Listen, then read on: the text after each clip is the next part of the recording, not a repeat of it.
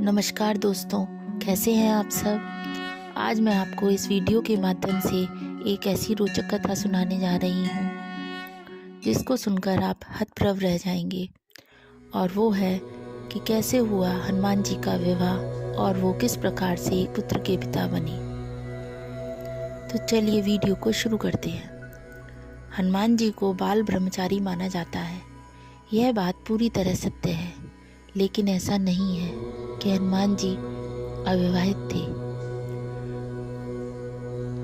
हनुमान जी का पूरी रीति रिवाज और मंत्रों के साथ विवाह हुआ था और इनका एक पुत्र भी था, लेकिन विवाह और पुत्र प्राप्ति में कोई संबंध नहीं है। इसीलिए विवाहित और पिता बनने के बाद भी हनुमान जी ब्रह्मचारी ही माने जाते हैं। ऐसी मान्यता है कि हनुमान जी जब अपने गुरु सूर्य देव से शिक्षा प्राप्त कर रहे थे, तब सारी शिक्षा लेने के बाद एक आखिरी शिक्षा बची हुई थी, लेकिन यह शिक्षा अविवाहित व्यक्ति को नहीं दी जा सकती थी। सिर्फ विवाहित ही इस शिक्षा को प्राप्त कर सकते थे। ऐसे में आजीवन ब्रह्मचारी रहने का प्रण ले चुके हनुमान जी के लिए दुविधा की स्थिति उत्पन्न हो गई।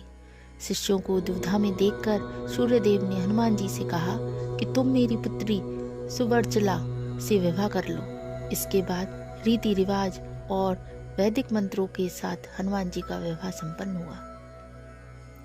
पराशर संहिता के अनुसार हनुमान जी आजीवन ब्रह्मचारी रहने का प्रण ले चुके थे और दूसरी ओर उनकी पत्नी सुवर्चला तपस्विनी थी। ऐसे में हनुमान जी की पत्नी विवाह के बाद वापस तपस्या के लिए चली गई। हनुमान जी ने विवाह की शर्त पूरी कर ली, लेकिन गृहस्थ जीवन में नहीं रहे और आगे की शिक्षा पूरी की। आंध्र प्रदेश के खम्मम जिले में हनुमान जी का एक प्राचीन मंदिर है।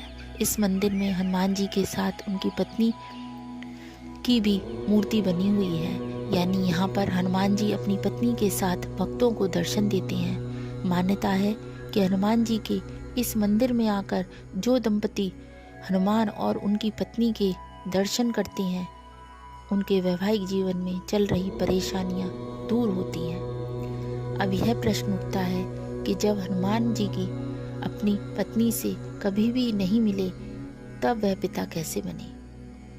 तो इसके पीछे भी एक कथा है जो कि इस प्रकार है। जब पाताल लोक के असुर राज अहिरावण ने भाई रावण के कहने पर प्रभु राम और लक्ष्मण को बंदी बना लिया था, वह प्रभु राम और लक्ष्मण को पाताल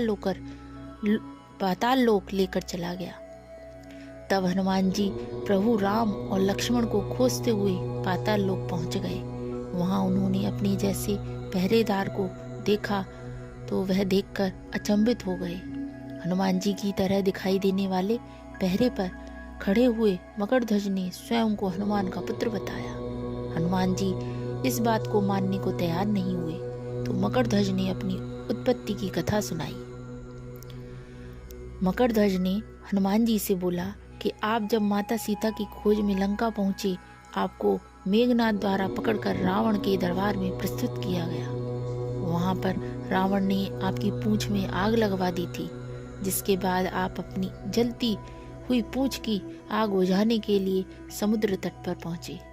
आग बुझाते हुए आपके पसीने की एक बूंद पानी में टपकी, जिसे एक बड़ी मछली ने पी लिया था। उसी एक बूंद की वजह से वह मछली गर्भवती हो गई। एक दिन पाताल के असुर राज अहिरावण के सेवकों ने खाने के लिए उस मछली को पकड़ लिया, लेकिन जब उसका पेट चीर रहे थे, तभी उसमें से वानर की आकृति का एक मनुष्य निकला, जो कि मैं था। सेवक बालक को अहिरावण के पास लेकर गए। अहिरावण ने मुझे पातालपुरी का रक्षक नियुक्त कर दिया। वह मैं ही हूँ जो मकरध्वज के नाम से प्रसिद्ध हुआ। हनुमान जी ने अहिरावण का वध कर प्रभु श्री राम और लक्ष्मण को मुक्त कराया। इसके बाद उन्होंने अपने पुत्र मकरध्वज को पाताल लोक का राजा नियुक्त कर दिया। हनुमान जी ने मकरध्वज को धर्म के मार्ग पर चलने की प्रेरणा दी। आपको मेरी ये वीडियो अच्छी लगी हो तो प्लीज़ कमेंट बॉक्स में ज़रूर बताएं और मेरी वीडियो को लाइक, शेयर एंड सब्सक्राइब करना ना भूलें। धन्यवाद।